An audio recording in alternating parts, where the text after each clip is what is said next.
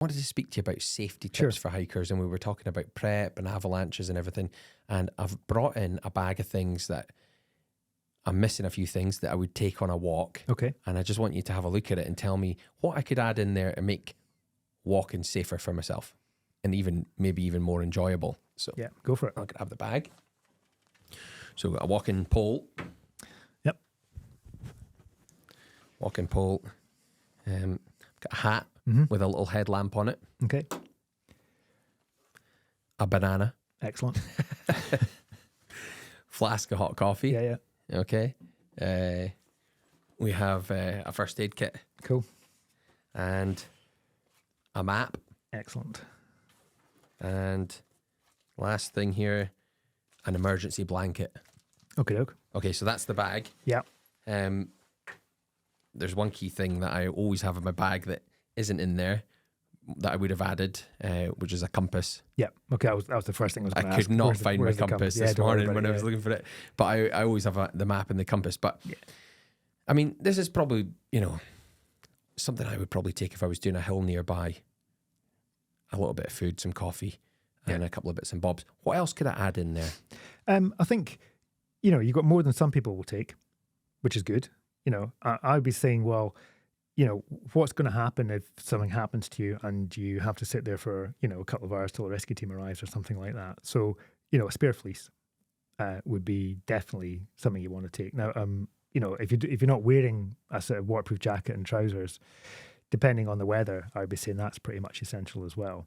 The other thing I would think about is a group shelter. So that's basically, it's like a tent without any poles is the best way to describe it.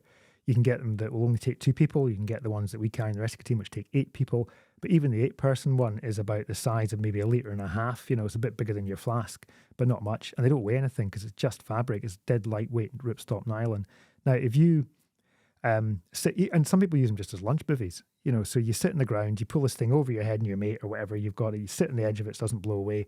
And within, 30 seconds, just your body heat and breathing out will warm it up really, really quickly. Okay. And it's a massive morale booster, never mind anything else. And it's not rigid. No. So that's really annoying if it's windy because it flaps around, but there's no poles to worry about or anything like that. And it packs away dead small afterwards as well. And I see a lot of people using just as a rest shelter, never mind for anything else. Now, we always carry group shelters on the hill because, if we find somebody, we need to get them out of the elements really quickly. We can stick that over them. And like I say, the big 8-person one, we can work inside it. We can treat them if they're medically needing stuff and all that sort of thing. So, and the smaller ones, the 2-person ones, really weigh absolutely nothing. They're definitely worth carrying. I think that's good. I guess the other thing is people would have some sort of mobile device on them. 10, 15 years ago, it might have been a GPS, but nobody buys them anymore because it's all on your phone. You can get things like OS mapping on your phone. Even if you don't want to pay for the mapping, you can get OS Locate, which is a free app, and you can press the button on that and it'll give you a grid reference. Yeah, I actually use the OS Maps app. Yeah. And when you buy the map, the paper map, you get the that whole area free on the app as well. Ah, right. Oh, that's good. Which I thought was pretty good. Yeah, that's good. Yeah. I mean, I've just got a subscription. I just use it all the time. And a lot of the people in the rescue team will use that. So I think that's really good. So I think, definitely spare clothes. That's really good. A decent head torch with a spare battery. I know you've got some sort of head torch there. I don't know what it's like, but you I think that head torch is probably more so you can be seen rather than see where you're going. Yeah. And that's great because, especially if the helicopter's in the area, it's got what they call, forward-looking infrared, and it will pick up light from kilometres away. It's amazing, including like a struck match or something like that. But that's not going to help you get off the hill. Whereas even some of the lightest head torches will have enough to be able to let you see and get off the hill. And a lot of them now will last all night on a couple of 80 batteries because of because of the technology that's in them. So I think that's really important. It's good to have a first aid kit, not too big because you'll never use it properly. The chances are. I mean, it's something you're just carrying. Spare food. I mean, a banana's great, but I would have like a few muesli bars or something like that. Just to keep you going. I'm going to be honest. I do take more than I'm sure you do because I like my food.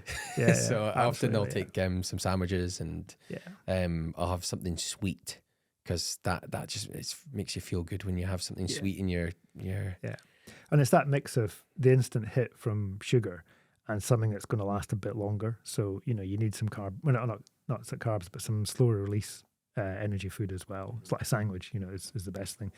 I've got friends who are really into their running, and some of them will go for that whole high tech gels, but other ones just want actual food. Sandwich. I think they're hopeless, those gels. Oh, they're disgusting. Yeah, I mean, I think it seems like a gimmick, the gels. I'd far rather have food. Yeah, I think so. It's good you got a walking pole.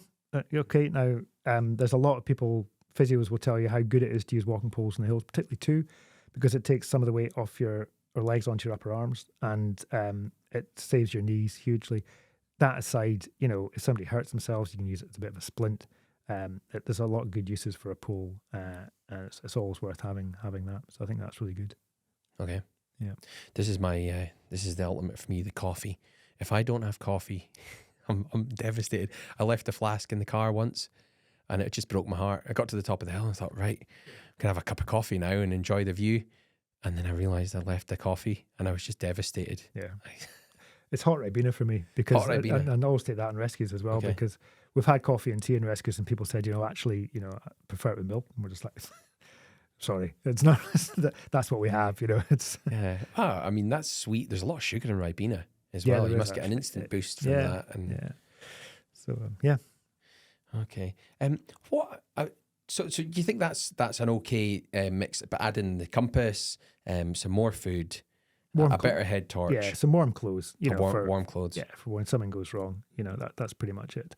And then whatever electronic device you're using, it'd be great if you've got a spare battery for it. But I know phones nowadays don't even have replaceable batteries. But you could take a power pack. Something like that would be quite handy. I normally also have I'll take a litre of water with me, but I don't take more than that, because I quite like the water in the hills. You get some fine fresh water up in the hills. I'm the same. I mean, Scotland's never short of water. Really, even in a dry summer, you're always going to find it somewhere. And I'm quite happy drinking water in the hills. I see people using things like little pumps and stuff like that, and filters. I don't think that's an issue yet, unless you go somewhere really popular where it might be a problem. But up in the hills, it's fine. Just coming straight off the hill. Yeah, totally. Isn't it? Yeah.